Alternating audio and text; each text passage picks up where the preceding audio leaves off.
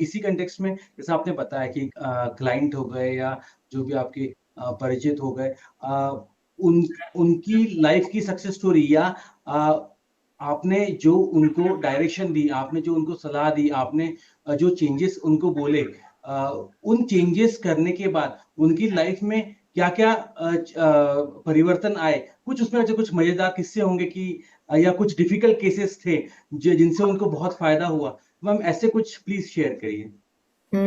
मैं भी आपको, वास्तु में एक कठिनाई है जो मैं हम्म। फेस करती हूँ। वास्तु करने के बाद लोग फीडबैक नहीं देते हैं। ओके।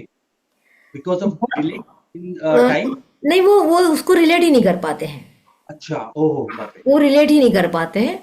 एक केस मैं बताती हूँ कि मैंने कुछ चेंज किया था, टॉयलेट साउथ वेस्ट में था, उसको हटाया, रिलेशन और कुछ चीज़ें मैंने उनकी इस डायरेक्शन को इन्हांस किया। बहुत सारा इस डायरेक्शन में जो चीज़ होनी चाहिए वो सब लगाई। अशोका चक्र लगवाया, बाम्बू का ट्री का वॉलपेपर लगवाया और टॉयलेट को साउथ वेस्ट से शिफ्ट किया। फिर मैंने उससे पूछा कुछ दिनों बाद, मेरे ख्याल से 4-6 महीने बाद पूछा, कुछ चेंज हुआ? बोले, ऐसा तो कुछ चेंज समझ में नहीं आ रहा है। अच्छा, मुझे मालूम था कि मैंने वो चेंज क्यों करवाया था। मैंने कहा अच्छा, हाँ। वो राजनीति के थे। ओके। वो राजनीति के थे। तो मैंने कहा अभी जो आपने चुनाव जीता है उसकी होप थी? बोले नहीं। ओहो। अच्छा, आपको जो पोस्ट मिली है, उनको रेलवे में एक बड़ी सलाहकार की पोस्ट मिली। मैंने कहा ये आपको उम्मीद थी? बोले पता नहीं, ये तो बड़ा अचंभा था मेरे को जब मिला तो। अच्छा, ओके, रिलेट नहीं कर तो पाया मैंने बिल्कुल। कहा, अच्छा ये बताओ कि जब ये वॉलपेपर लगाया और ये जो अशोका चक्र लगाया और तब उसके बाद हुआ कुछ, याद करो। तो उन्होंने सोच में पड़ गए, कितने महीने हुए, कितने महीने हुए। हाँ हाँ हाँ, हाँ हाँ, बिल्कुल बिल्कुल बिल्कुल, उसी के बाद हुआ। तो ये एक समस्या है कि वो रिलेट नहीं कर पा रहे हैं। कुछ लोग कर रहे हैं, कुछ लोग कर रहे हैं, कुछ लोग बताना नहीं चाहते, हुआ ये बताना ही नहीं चाहते। तो अभी ये परेशानी हमारे सामने है ना। चेंजेस तो हुए क्योंकि हम तो ऑब्जर्व कर लेते हैं चेंजेस हुए, फिर हम उसके पीछे इसलिए नहीं पड़ते कि हमारे कर्म हमारे साथ, आपके कर्म आपके साथ। ठीक है ना। बहुत चेंजेस है रिलेशनशिप में, बहुत चेंजेस देखे गए। जैसे ही हमने रिलेशनशिप के जोन को चेंज किया, उनके रिलेशनशिप अच्छे हुए। डिप्रेशन की जगह से जब हटाया, बहुत सारे लोगों, बहुत सारे केस मिले इसमें कि डिप्रेशन की या तो दरवाजा मिला उनके यहाँ, या डिप्रेशन की जोन में सोते हुए मिले। जगह ओके। चेंज करते उनको फायदा मिला। और डिप्रेशन की दरवाजा नहीं चेंज किया तो हमने उसमें रेमेडी लगवाई, बहुत जगह रेमेडी लगवाई। तो वास्तु में रेमेडी लगाते बेनिफिट तो है। दूसरा, कुछ अनजाने रिजल्ट भी मिलते हैं। हम करते हैं, हमें भी नहीं मालूम होता कि ये भी रिजल्ट मिलने वाले हैं। तो एक घर का मेरे को एक्सपीरियंस है। मैंने जब उनके घर का, उन्होंने बनते समय ही मुझसे नक्शा पास करवाया था और पूरी चीज़ें की थी। तो उनके घर में जो शुरू में एक बहुत ही लो मिडिल क्लास से भी लो स्टेटस था उनका। तो धीरे धीरे उनके घर में ये चेंज हुआ कि वो बहुत सफ़र करने लगी, ज़िंदगी में कभी ज़्यादा निकले ही नहीं थे कहीं। ओके। मतलब घूमने के नाम से वो बस किसी की शादी ब्याह में गए, इससे ज़्यादा पैसे ही नहीं उनका है था, हमारे पास पैसे नहीं, हम कहाँ घूमने जाए। और घर बनने के लगभग 2-2.5 महीने बाद ही कहीं तिरुपति जा रहे हैं, कहीं कश्मीर जा रहे हैं, कभी वैष्णो देवी जा रहे हैं। उन्होंने कहा ये पता नहीं क्या हो रहा है कि हम लोग बहुत घूमने जा रहे हैं और कहाँ से पैसा आ रहा है हमको नहीं मालूम। फिर रिलेट नहीं कर पाए कि हमारे घर में पैसा आ रहा है। पैसा आ रहा है तभी तो आप घूमने जा रहे हैं। तो राइट। इस तरह की चीज़ें हम रिलेट कर लेते हैं, कुछ लोग बताते हैं, कुछ लोग नहीं बताते। तो रिजल्ट तो वास्तव में है, बहुत सारे हैं। हेल्थ इश्यूज अच्छे होते हैं बहुत लोगों के। अब मैंने, जैसे मैंने कहा कि मैं मल्टी लेवल पे जाके, मतलब होलिस्टिक पे काम कर रही हूँ। जब मैं होलिस्टिक पे काम कर रही हूँ तो मैं फिर यहाँ पर हीलिंग भी लगाती हूँ। मैं यहाँ थॉट प्रोसेस पे भी काम करती हूँ और माइंड चेंज भी करती हूँ, माइंड सेट भी इनका चेंज करती हूँ। तो मुझे बहुत ज़्यादा रिजल्ट मिल रहे हैं। और वो ऐसे रिजल्ट मिल रहे, फिर उनको लगता है कि सबसे पहला जो मेरे पास रिजल्ट आता है वो ये आता है। मैंने लगभग लगभग मैं जितने भी लोगों को अभी तक अपने मेडिटेशन में या काउंसलिंग में जोड़ पाए, उसमें से लगभग 70 से 80% लोगों का पहला जो रिएक्शन होता है वो होता है कि हमारा गुस्सा कम हो गया। बहुत एंगर था, बहुत गुस्सा आता था, वो कम हुआ।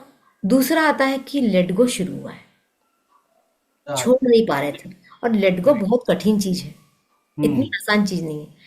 वो कहते हैं कि हमारा पूरा लेट गो नहीं हो रहा है, लेकिन थोड़ा सा शुरू हो गया है। राइट। अब ये लंबी जर्नी है ना। राइट। और फिर वो जर्नी ऐसी भी है कि सामने वाला उसको कितने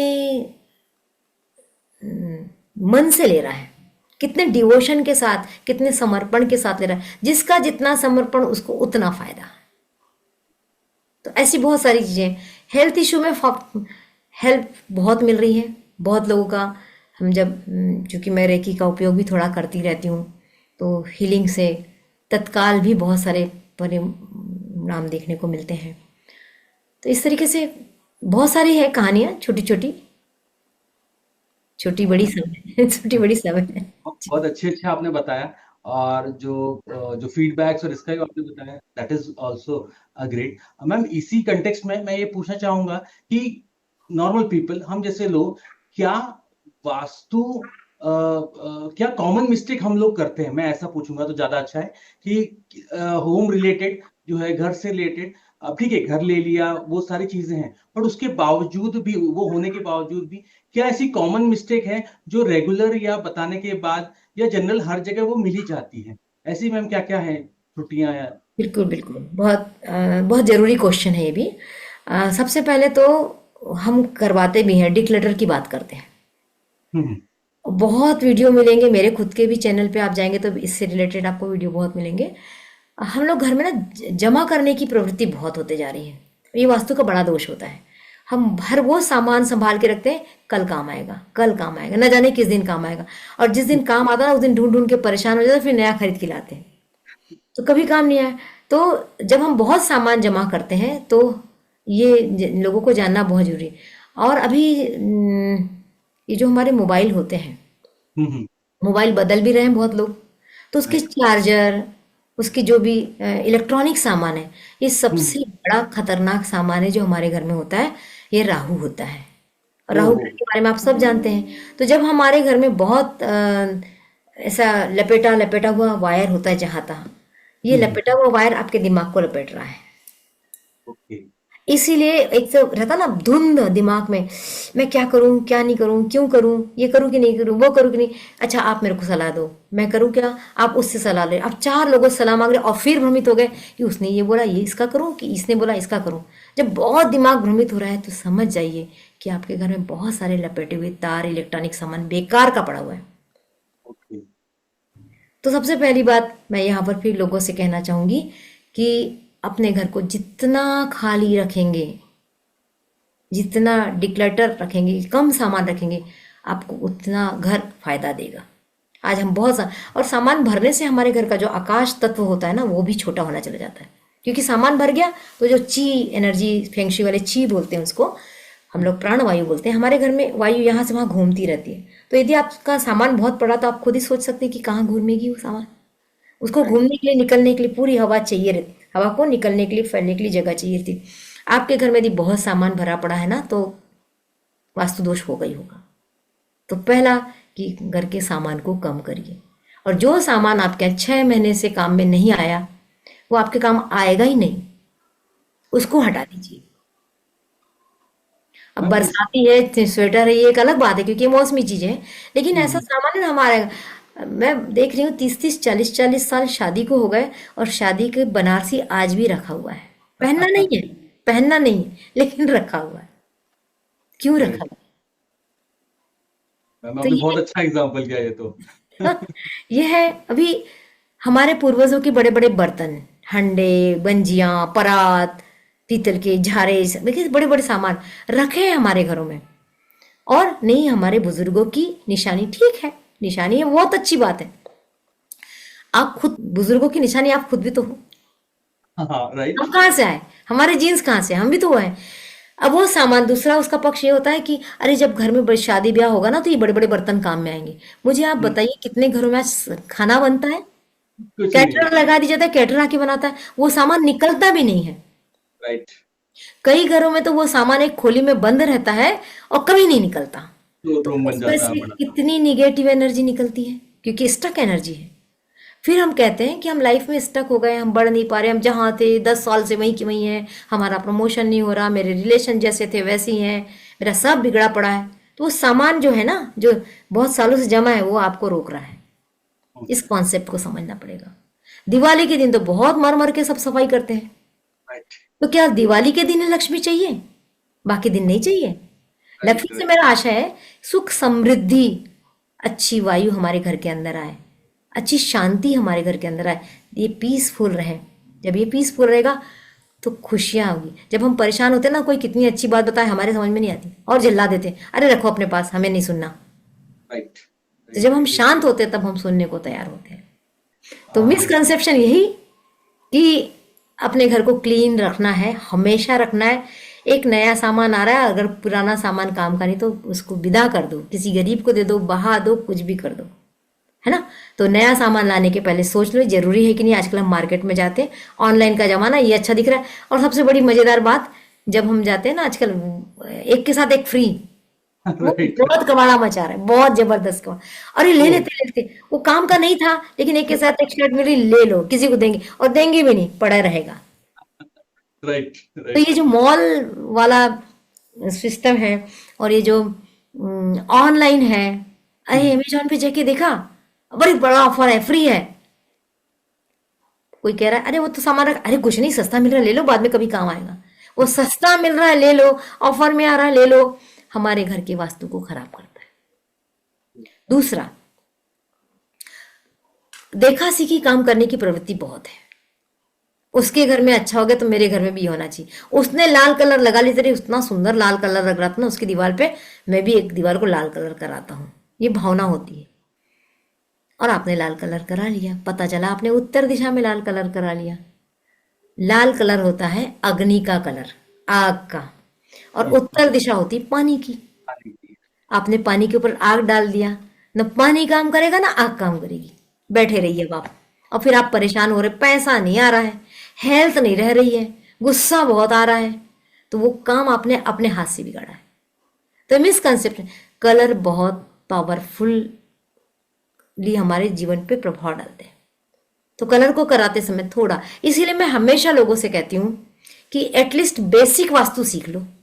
हम्म अब ऐसा नहीं कि मैं टीचर हूँ, वास्तु सिखाती हूँ इसलिए बोलती हूँ, इसलिए बोलती हूँ अब कम से कम मुझे लगता है कि महिलाओं को तो जरूर सीख लेना चाहिए। क्यों सीख लेना चाहिए? क्योंकि महिलाएं घर का सामान जमाती है। आजकल महिलाओं का राज भी है, हम तो गर्व से कहते हैं महिलाओं का राज है। तो कलर उनके घर पसंद का चलता है, सोफा उनके पसंद का आता है, घर का सामान उनके पसंद का आता है। अगर वो महिलाएं थोड़ा थोड़ा वास्तु जान जाए, थोड़े थोड़े कलर थेरेपी को जान जाए, तो सोचेगी कि मेरे घर के दक्षिण में यदि सोफा रखा जाना तो मेरे दक्षिण के सोफा का कलर क्या होगा।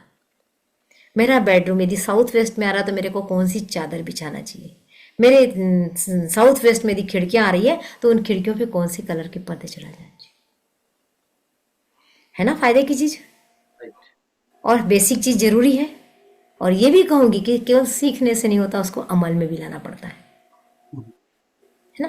तो इस तरीके से बहुत सारी चीजें हैं, आप बहुत सारी चीजों को जान के अपने घर को ठीक रख सकते हैं।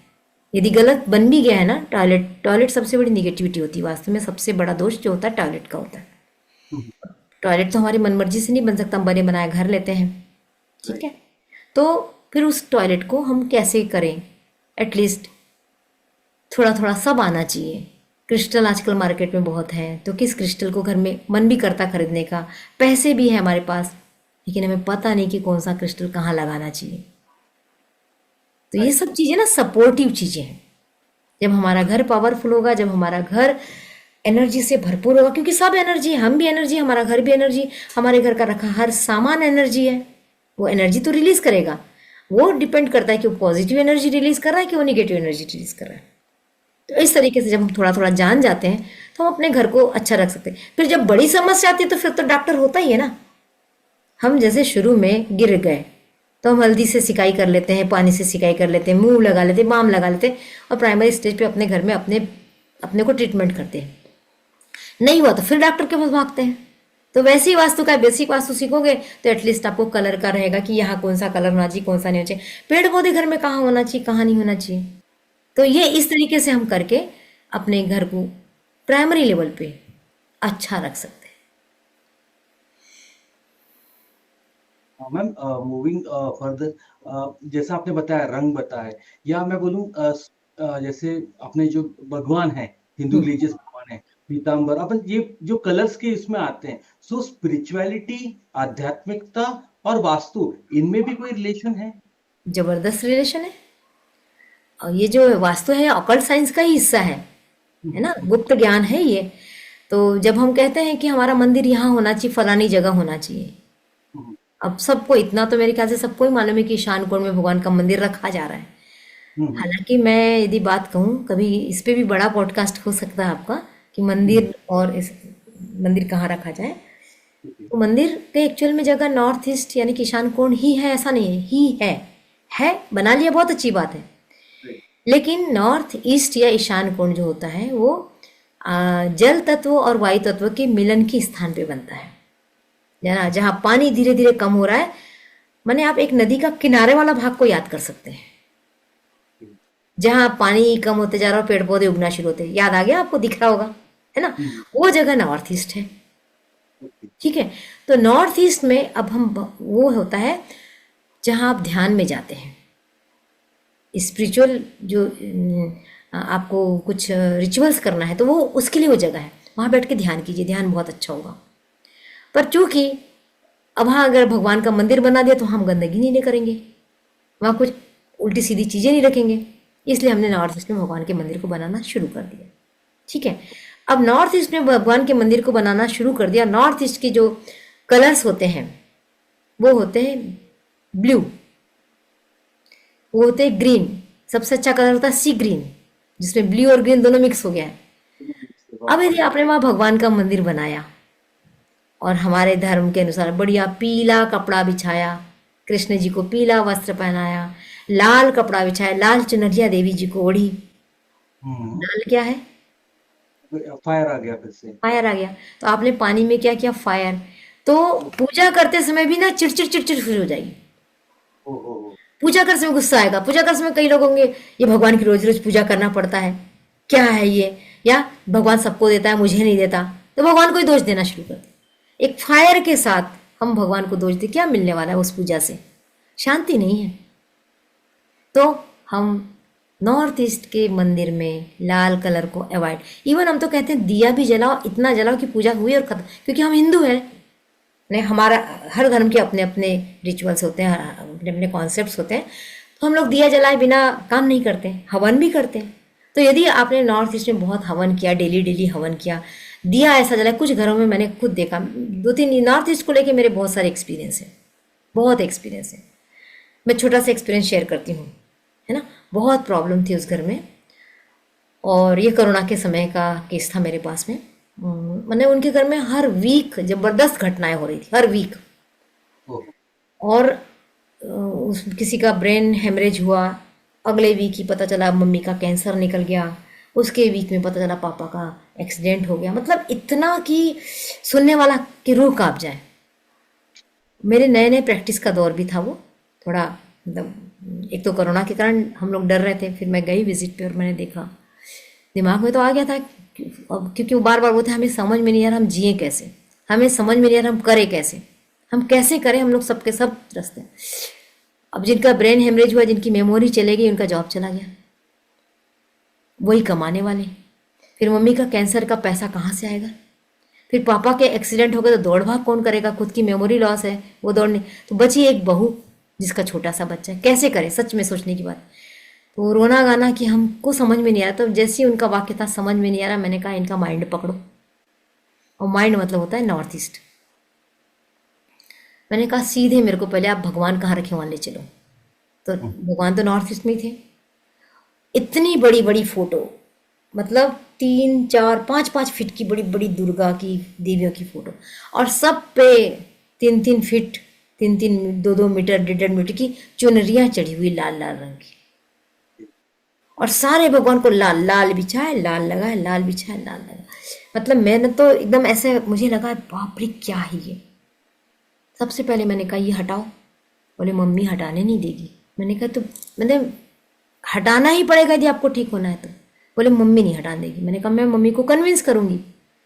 फिर जब उनसे बात हुई तो पता चला कि एक बाजू में पेटी रखी बड़ी सी, जो पहले की लोहे की नहीं आती थी पेटियां वैसे। संदूक।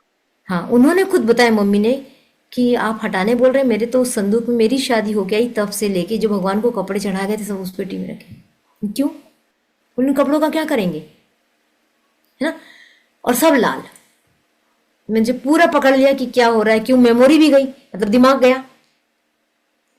अटैक आया, अटैक भी टेंशन से आया, मतलब वो सब मेमोरी से रिलेटेड रहा।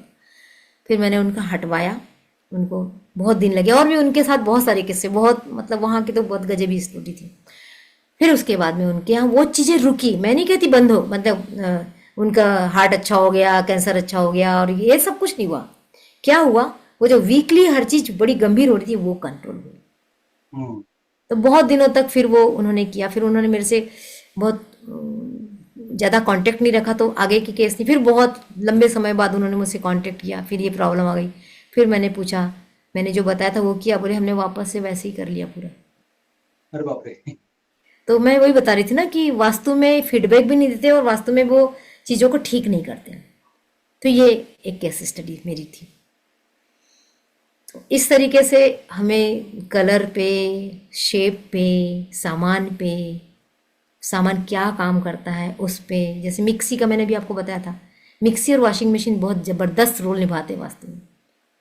जी। मिक्सी गोल गोल घूमती है, हम्म। वॉशिंग मशीन भी गोल गोल घूमती है, हम्म। हमारे दिमाग को भी गोल गोल घुमा सकती है, और गोल गोल घुमाने के बाद में निकाल देती है। वॉशिंग मशीन क्या करती है, बाद में निकाल देती है। तो अच्छा। यदि सही जगह पे वॉशिंग मशीन नहीं रखी है ना, तो आपके दिमाग उस जगह पे वो उस जोन की जो एट्रीब्यूट होता है वो पूरा ड्रेनेज हो जाएगा। मान लीजिए आपके घर में पढ़ाई की जगह में वॉशिंग मशीन रखी है, एक दिशा पढ़ाई की भी होती है ना? तो वॉशिंग मशीन रखी, बच्चा भी पढ़ रहा है कहीं ना कहीं, तो बच्चा पढ़ ही रहा होगा, और जहाँ पढ़ाई की जगह वहाँ वॉशिंग मशीन रखी है, तो बच्चा जो पढ़ेगा ना, वो बच्चा क्या बोलेगा, मम्मी परीक्षा में मैं भूल जाता हूँ। अरे बाप रे। वही नहीं भूलता, घर के लोग भी कहेंगे अरे यार टाइम पे ना याद ही नहीं आती चीज, घर में आता हूँ लौट के आ जाती, बाद में आती, लेकिन उस टाइम पे नहीं आती क्योंकि वो ड्रेन हो रहा है। तो ऐसे हमारे घर का ना हर सामान बहुत पावरफुल काम करता है क्योंकि एनर्जी है ना। इसलिए मैं कहती हूँ भैया वॉशिंग मशीन और मिक्सी को तो भाई सही जगह रख दो, तुम बाकी जो करना है सो करो। एक टॉयलेट, एक मिक्सी, एक वॉशिंग मशीन, और भी बहुत सारी चीजें, चाकू छुरियां भी बहुत काम करती हैं। अरे बाप रे, ओके। ये सब सीखने की चीजें हैं। अभी आपको फील हो रहा होगा कि थोड़ा थोड़ा भी वास्तु आएगा तो एटलीस्ट हम सामान तो सही जगह रख पाएंगे, या कोई राइट। प्रॉब्लम आएगी तो रिलेट कर पाएंगे कि अरे कहीं ये सामान गड़बड़ तो नहीं रखा है। ये भी यदि होता है ना, तो आप सेफ हो जाते हो। तो ये वास्तु का कमाल है। मूविंग फर्दर टू थोड़ा सा एक इसमें जाना चाहूंगा, हम्म, कमर्शियल और इसमें, कमर्शियल और रेसिडेंशियल, हम्म। ये दोनों वास्तु एक ही होती हैं या अलग अलग कुछ है? क्योंकि कंफ्यूजन एक या ये रहता है कि जनरल लाइफ में हाँ भाई वास्तु है, वो भी जगह है, ये भी जगह है, बट कमर्शियल वहां पे बिजनेस होता है, कमर्शियल एक्टिविटीज रहती हैं, और रेसिडेंशियल जहां हम रहते हैं, सोते हैं, खाते हैं, तो इन दोनों की भी वास्तु अलग अलग होती है या एक ही होती है? बेसिक तो एक ही होता है, बेसिक कॉन्सेप्ट जो है ना, दिशा, एलिमेंट, ये तो रहेगा ही। हम्म। सामान क्या, अभी मैंने आपको थोड़ा सा हिंट किया सामान कैसे काम करता है, सामान का भी काम करेगा, लेकिन थोड़ा सा उद्देश्य बदल जाता है। हम्म। घर में रहना है, सुकून से रहना है, शांति से रहना है, पीसफुली रहना है। फैक्ट्री या कमर्शियल वास्तु में कुछ काम करना है, वहां आप सोएंगे तो कैसे चलेगा, राइट। वहां रिलैक्स होंगे तो कैसे चलेगा, वहां रिलैक्स नहीं होना है। शांति से काम करना, लेकिन रिलैक्स नहीं होना है, वहां एक्शन होना चाहिए। घर में भी एक्शन होना चाहिए, लेकिन घर के एक्शन के साथ रिलैक्स बहुत जरूरी। लेकिन जो आपका बिजनेस प्लेस है, वहां आपका माइंड चलना चाहिए। हम्म। तो आपके नॉर्थ ईस्ट में क्या होना चाहिए, फिर आपका बिजनेस क्या बिजनेस है, तो कुछ ना कुछ प्रोडक्शन तो होता ही है। कोई भी बिजनेस है प्रोडक्शन तो रहेगा। आप लैपटॉप पे भी काम करें तो कुछ प्रोडक्ट निकालेंगे ही। तो प्रोडक्शन की जगह क्या है, फिर प्रोडक्शन निकलने के बाद वो बाहर कैसे भेजे जा रही है, उसकी जगह क्या होगी, कच्चा माल आ रहा है उसकी जगह क्या होगी, बेचने का माल कहाँ रखा जाएगा। अट्रैक्शन का एक जोन होता है, तो आपका सामान लोगों को अट्रैक्ट करे तभी तो खरीदेगा ना कोई आपसे। तो अट्रैक्शन की जगह पे यदि आपका सामान रखा है, लोगों को दिखता रहेगा, तो होगा। आपने देखा होगा ये जो जितने आजकल शॉप है ना, ये भी वास्तु करा रहे हैं। ओके। ये आपने देखा ही होगा।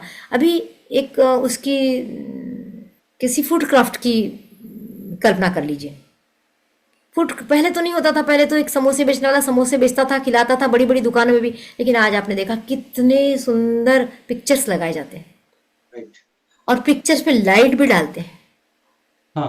वो चमकते हुए लगते हैं, 3D इफेक्ट देते हैं।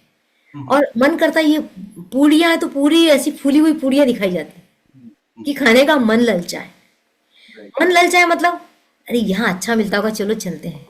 खा के नहीं देखा लेकिन चले चलते हैं, क्योंकि उस पिक्चर ने अट्रैक्ट किया। यदि वो जो पिक्चर्स हैं हमारे बिजनेस के, वो अट्रैक्शन के जोन में लग जाए, वो सामान अट्रैक्शन के जोन में रख दिया जाए, तो लोग अट्रैक्ट होंगे। तो बिजनेस का एक पर्पस कि अट्रैक्शन का जोन बहुत मजबूत रखे। फिर प्रोडक्शन, अगर क्वालिटी वाइज प्रोडक्शन अच्छा होगा तो दोबारा लोग आएंगे, नहीं तो पहली बार में जयराम जी की कर लेंगे। तो हम्म। प्रोडक्शन की क्वालिटी कहाँ से बनती है, तो क्वालिटी का जोन अच्छा होना चाहिए। तो इस तरीके से जो बिजनेस का वास्तु होता है थोड़ा डिफर हो जाता है, लेकिन बेसिक कॉन्सेप्ट तो दिशाएं, तत्व, उसके एट्रीब्यूट्स तो वही रहते हैं। लेकिन किसी बिजनेसमैन के भी वास्तु को देखने के लिए उसके घर का वास्तु देखना जरूरी होता है, क्योंकि वहीं से कनेक्टेड होता है वो। ये है दोनों चीजें। Ma'am, moving to the next question, कोई भी या जैसे वास्तु शुरू करें, जब मैं कहूँ कि जब सीखना है, हमें हम्म। वास्तु सीखना है, या जैसे आपने बोला है कि vastu is must and very essential even for home makers, जो हम्म। भी, क्योंकि वो पूरा घर देखती हैं, संभालती हैं, बनाती हैं, बिल्कुल। सो उसको तो आना ही चाहिए। सो हम्म। ये सीखने के लिए आपके क्या क्या कोर्सेस हैं, या क्या क्या आपकी अवेलेबिलिटी है, ऑनलाइन ऑफलाइन, आप या किस लेवल से आप उनको अलग अलग, क्योंकि हो सकता है कि उनकी अवेलेबिलिटी और आपके लेवल ऑफ कोर्सेस वो भी अलग है, तो मैम इनके बारे में मैम प्लीज बताइए। जी जरूर। मेरे कोर्सेज चलते हैं, मैं बेसिक वास्तु सिखाती हूँ, फिर एडवांस वास्तु सिखाती हूँ, फिर मैं देवता वास्तु सिखाती हूँ कि हमारे घर में 45 देवता होते हैं, वो सबसे लास्ट में सिखाते हैं। और रेमेडियल वास्तु सिखाती हूँ। तो इस तरीके से और कुछ मेरे वास्तु के कोर्सेज हैं जो आर्किटेक्चर बच्चे जो कर रहे हैं अभी, हम्म। उनके लिए, ताकि वो नक्शा बनाते समय यदि सीख गए हैं तो उस घर को उस तरीके से बना ले ताकि कम से कम मिनिमाइज हो जाए वास्तु दोष। फिर इंटीरियर डेकोरेटर जो होते हैं उनके लिए मेरे वास्तु के कोर्सेस हैं, वो भी सीख सकते हैं, क्योंकि आजकल इंटीरियर बहुत कराया जा रहा है। और लाखों में, इवन मैं तो बोलती हूँ बड़े बड़े लोग जो है वो करोड़ों में इंटीरियर पे खर्च कर रहे हैं। और इंटीरियर पे खर्च करने के बाद यदि वो घर इफेक्ट नहीं है तो फायदा क्या ना। घर तो बड़ा सुंदर लग रहा है, लेकिन घर में रहने का मन नहीं हो रहा है, घर में लड़ाई झगड़े हो रहे हैं, घर में बीमारियां हैं, घर में इतने रईस थे और धीरे धीरे पैसे की जावक शुरू हो गई, तो क्या फायदा। तो यदि इंटीरियर डेकोरेटर भी थोड़े थोड़े कॉन्सेप्ट समझ ले, जैसे मैंने कलर का कॉन्सेप्ट बताया, शेप का कॉन्सेप्ट बताया, किस जगह पे कैसे बेडरूम बनाना है, बेडरूम का क्या डेकोरेशन हो सकता है, ड्राइंग रूम कैसे बनाया जाएगा, सोफा कहाँ रखा जाएगा, वहाँ ड्राइंग रूम में जो पेंटिंग्स का बहुत महत्व होता है, क्या क्या पेंटिंग लगाई जाए, क्या पेंटिंग नहीं लगाई जाए। यदि एक इंटीरियर डेकोरेटर सीख लेता है ना तो वो ऑटोमेटिक वैल्यूएबल हो जाएगा, उसकी वैल्यू और बढ़ जाएगी जो सामान्य लेता है। और यदि लोगों के एक्सपीरियंस में आ गई ये चीज़ कि ये वाला जो इंटीरियर डेकोरेशन है ये वास्तु बेस्ड है, और ये इंटीरियर डेकोरेशन बिना वास्तु के हैं और इसको बहुत प्रॉफिट हो रहा है, इसको नहीं हो रहा है, लोग सजग होना शुरू होंगे। ये अवेयरनेस आना बहुत ज़रूरी है। कुछ बहुत ही थोड़ी शुरू हुई है, लेकिन वास्तु के चार्जेस बहुत ज़्यादा हैं, इसलिए अभी लोग सामान्य लोग तक नहीं पहुंच पा रहे हैं। इसलिए मैं फिर से कहती हूँ कि यदि घर सामान्य लोगों के लिए, मिडिल क्लास वालों के लिए, मैं तो बहुत समझती हूँ कि बेसिक वास्तु सीखना ही चाहिए। तो ये मेरे वास्तु के कोर्स हैं। और मैं वास्तु कंसल्टेंसी भी देती हूँ, विजिट करती हूँ, घर के नक्शे बनाने से लेके आखिरी इंटीरियर डेकोरेशन तक का गाइडेंस देती हूँ, जैसे जिसको ज़रूरत होती है, और विजिट करके भी सलाह देती हूँ। मैम, एक पर्सनल क्वेश्चन मुझे आपसे बात करते हुए एक आया कि नेचर, प्रकृति या आसपास की जो सराउंडिंग है अपने घर की, वो तो अपन चेंज नहीं कर सकते, या वो तो अपने को पहले से ही मिलती ही है। सो क्या वो भी नेचर, उसका क्या रोल है, उसकी क्या भूमिका है प्रकृति की अपने आसपास, तो अपने जो वास्तु है उसके। आपने, आपके प्रश्न में ही आपका उत्तर छुपा हुआ है। उसको हम बदल नहीं सकते, हम्म। है ना। तो हम अपने घर में, ये काफ़ी एडवांस लेवल का क्वेश्चन है आपका, मतलब ये बेसिक लेवल का क्वेश्चन नहीं है, एडवांस लेवल का क्वेश्चन है। यदि आपके घर के बगल में कोई पानी का स्रोत है, मान हम्म। लीजिए कोई कैनाल जा रही है, मान लीजिए कोई नदी जा रही है, और वो हम्म। आपका दक्षिण दिशा है, मतलब पानी आपके दक्षिण दिशा, आपके घर की दक्षिण दिशा की तरफ से पानी जा रहा है तो इफेक्ट हम्म, डालेगा ही डालेगा। तो आपको वहां पर आपकी बाहरी वॉल को ब्लू कर लेना चाहिए, बाहरी वाल को, ताकि वो उत्तर दिशा का इफेक्ट शुरू करें। कई बार आपके घर के पास पहले तो बड़ा अच्छा था, एक और चीज़ बहुत अच्छी निकल के आई आपने जो पूछा उससे, कि पहले तो मेरा घर बहुत अच्छा था, लेकिन जब से ना ये ओवर ब्रिज निकला है, हम्म। ये आप इसको बहुत रिलेट कर पाएंगे, मेरी तो सब ठप हो गया। अभी मिलेगा आपको, क्योंकि अभी भारत में क्रांति चल रही है, ओवर ब्रिज बन रहे हैं, अंडर ब्रिज बन रहे हैं, बड़े बड़े पुल बन रहे हैं, मेट्रोज जा रही है। उसका काफी उन इशू आ लोगों रहा है। को जो मेट्रोज के आसपास हैं, उन लोगों को जिनके घर के पास है ओवरब्रिज, बहुत इफेक्ट होने वाला है, होगा ही होगा। अब किसको होगा? सबको नहीं होगा। ओके। किसको होगा? उनके घर के किस डायरेक्शन से ओवरब्रिज जा रहा है, कहाँ से मेट्रो जा रही है।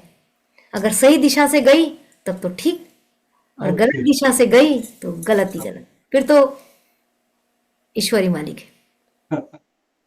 ये तो तो ये आपने बहुत बहुत गंभीर चीजें हैं, ये एडवांस लेवल की चीजें हैं। ओके। जैसे किसी का अगर टी पॉइंट पे आता है, आपने सुना होगा ना, वो सड़क जाके खत्म हो जाती है, ऐसे बढ़ जाता है, टी बनता है। हम्म। उस घर का उस घर का एनवायरनमेंट ठीक करना बहुत कठिन होता है, उनके घर में बहुत इफेक्ट आते हैं। इसलिए टी पॉइंट पे कहा जाता है, वैदिक वास्तु से ये पुराने जमाने समय से चला आ रहा है, ये नई इसमें कोई चीज़ नहीं है कि टी पॉइंट पे घर नहीं लेना चाहिए, बीमारियां आती ही आती है। अटैक करता ना सीधा जाके, एक हम्म। सड़क अटैक करती है, उस सड़क से कौन सी एनर्जी आ रही है आपको थोड़ी पता होता है ओके। ना। तो इस तरीके से बहुत सारी चीज़ें हैं। आपके घर के सामने इलेक्ट्रिक का बड़ा पोल है, बीपी। वो भी आपको अटैक करेगा। अब इलेक्ट्रिक के पोल को कुछ रेमेडी की जा सकती है, हम्म। कुछ है ऐसे, वही मैंने कहा ना कि एडवांस लेवल की। अभी यहाँ हम क्लाइंट से बात करेंगे तो क्लाइंट को शायद उस अच्छे से समझ में भी नहीं आएगी, वो भ्रमित हो जाएंगे, तो मैं नहीं चाहूंगी यहाँ पर उस बात को हम लाएं। पर है, असर तो पड़ता ही है। आपके घर के बगल में शमशान घाट है, आपके घर के सामने मंदिर है और मंदिर की छाया आपके घर के ऊपर पड़ रही है। जनरली क्या कॉमन सी बात क्या होती है कि मंदिर है तो अच्छा है, नहीं, मंदिर आपके घर के सामने बिल्कुल अच्छा नहीं है, ये भी मिथ है। तो ऐसे बहुत सारे मिथ भी हैं और इसे समझना पड़ेगा हमको। मूविंग टू द कंक्लूजन, आपके आपका जो पूरा ये प्रवास रहा है वास्तु के लिए, मैं जब बोलूं स्पेसिफिकली, जी। तो इसमें मोस्ट सरप्राइजिंग एस्पेक्ट क्या रहा है? सबसे ज्यादा जिसने आपको अचंभित किया, सबसे ज्यादा जिसने आपको चौंकाया? बहुत सारे केसेस हैं जिस अनएक्सपेक्टेड चीज़ें थी वो रिजल्ट आए। मैं करने कुछ गई थी, उससे पहले कुछ नए रिजल्ट आ गए, है ना। तो अभी एकदम जस्ट मुझे क्लिक नहीं हो पा रहा है, लेकिन हमने एंगर दूर करने की कोशिश की, पता चला मनी आना शुरू हो गया, है ना। तो मनी के लिए काम ही नहीं किया था, एंगर के लिए काम किया, बच्चे की पढ़ाई के लिए काम किया था, हम्म। रिलेशन ठीक होना शुरू हो गए। मैंने उन्होंने टू दी पॉइंट काम करा है कि आ, हमारे बच्चा पढ़ाई नहीं करता, तो कुछ चीज़ें शिफ्ट की, वो शिफ्ट करने के साथ साथ ऑटोमेटिक उनके घर में रिलेशनशिप का जोन एक्टिव हो गया और रिलेशनशिप मिलेगा, पितरों का आशीर्वाद मिलेगा। ऐसे बहुत सारे इफेक्ट्स हैं, मिलते हैं। जरूरी नहीं कि हम जिस काम के लिए जा रहे हैं वही काम हो। एनर्जी की दुनिया में ये एक बहुत बड़ा मिरेकल है। इसको मैं हीलिंग से बहुत अच्छे से समझा सकती हूँ कि जब हम किसी को हीलिंग देते हैं, हम सोचते हैं इसका सिर दर्द ठीक हो जाए। हमने हीलिंग हम्म। उसको सिर दर्द के लिए दी, हम्म। उसको पता ही नहीं होता उसकी गॉल ब्लैडर में कोई प्रॉब्लम है, ये जी। डॉक्टर ने गॉल ब्लैडर की कोई प्रॉब्लम बताई है, और लेकिन उसने हमसे हीलिंग ली सिर दर्द के लिए। हम्म।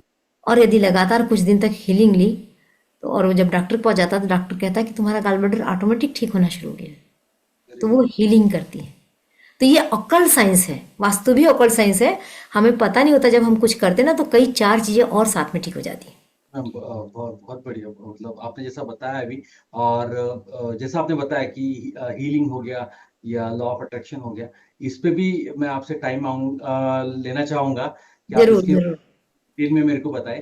मैम, लास्ट क्वेश्चन की तरफ बढ़ता हूँ, वास्तु से ही रिलेटेड जो अपना सेशन है। जी।